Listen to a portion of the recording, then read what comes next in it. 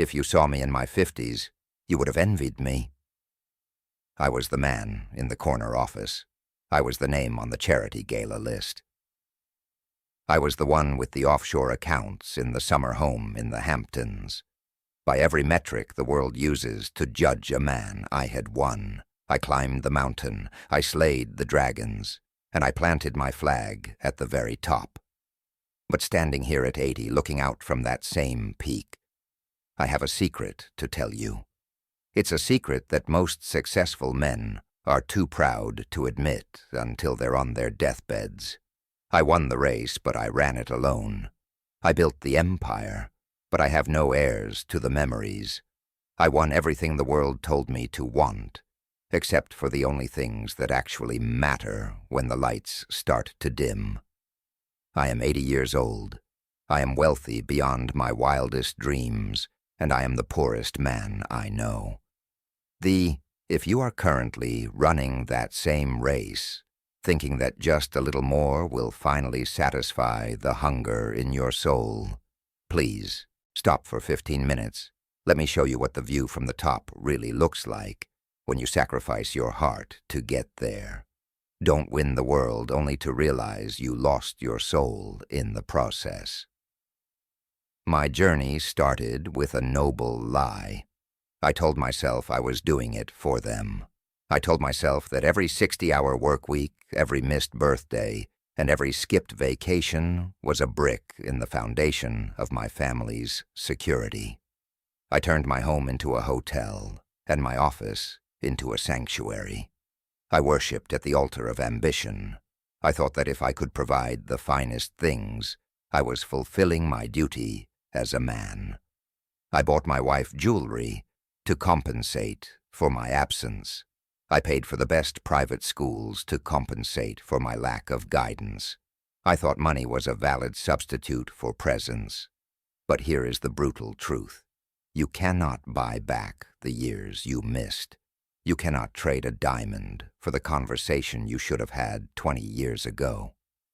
I won the promotion. I won the prestige, but I lost the intimacy. I became the provider, but ceased to be the partner. I provided the house, but I destroyed the home. Ambition is a jealous god. It demands your entire life as a sacrifice and gives you a hollow trophy in return. There is a specific kind of coldness in a luxury home when there is no laughter in the hallways. I remember the day I bought my dream house.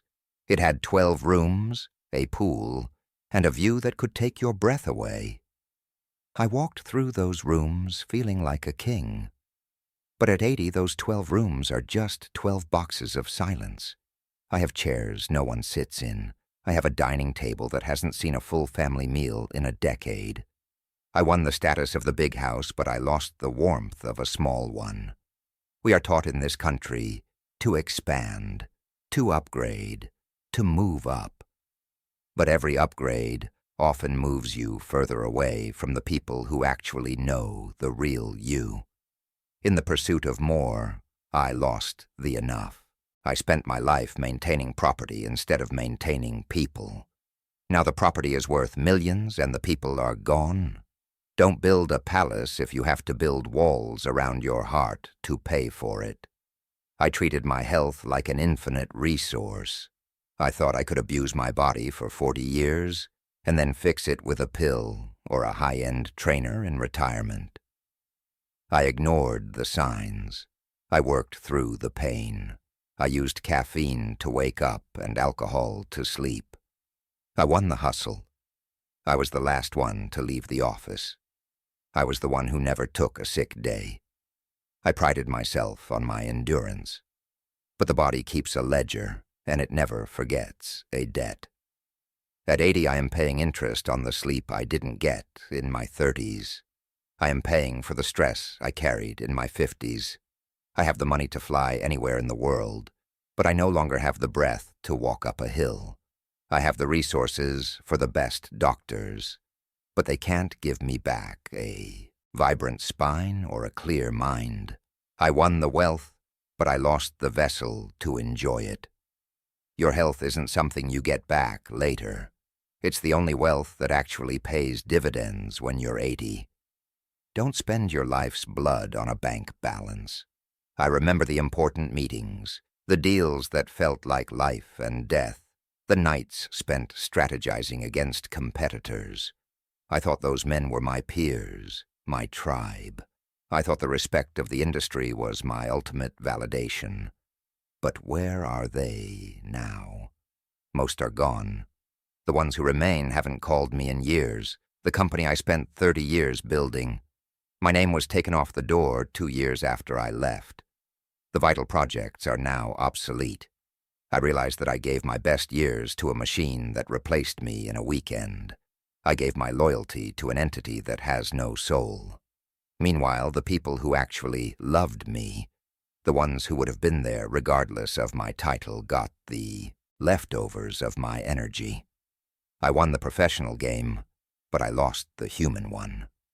Don't give your soul to a corporation that will list your job opening before your obituary is even printed. I spent a lot of time worrying about my reputation.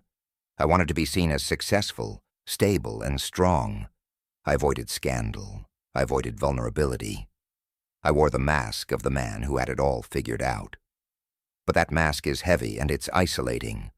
By never showing my weaknesses, I never allowed anyone to truly love me. You can't be loved for who you are if you're always pretending to be someone else. I won the image of the perfect life, but I lost the reality of a deep connection. At 80, I wish I had been more messy. I wish I had admitted when I was scared. I wish I had been unsuccessful a few times if it meant being more human. A perfect reputation is just a polished tombstone. It's better to be known and loved for your flaws than to be admired for a lie. Don't win the world's respect at the cost of your own authenticity. I have children. I have grandchildren. They are successful people. They have followed in my footsteps. And that is perhaps my greatest sorrow. I see them now making the same choices I made. I see them checking their phones at dinner. I see them stressed about the next quarter. I see them missing their children's plays. I taught them how to win, but I never taught them how to live. I won the role of the patriarch, but I failed as a teacher. I passed down my wealth, but I also passed down my emptiness. What remains at 80 is the heavy realization that my success was a contagion. If you want to leave a real legacy, don't just leave them money. Leave them a blueprint for a life well lived. Show them that winning isn't about what you accumulate, but what you contribute and how deeply you love. I am 80 years old. The sun is setting on my life, and the shadows are long. I won the race. I have the gold, but the gold is cold, and the trophy is heavy. If you are listening to this and you are still in the middle of your race, slow down. Look at the person sitting next to you. Look at the sky. Look at your own hands. You already have what matters. You have time. You have health. You have the capacity to love and be loved. Don't wait until you're 80 to realize that you won the wrong things. Don't wait until you're alone in a big house to discover that the small things were the only big things there ever were. Win the moments, win the memories, win the love. Everything else is just noise. Thank you for letting an old man speak his truth. It's the only thing I have left to give. If this resonated with you, please subscribe and join our community of reflection, like this video, to help it find someone who is currently lost in the race. And tell me in the comments, what are you going to stop winning today so you can start living? I'll be reading. God bless, and may you find what truly matters.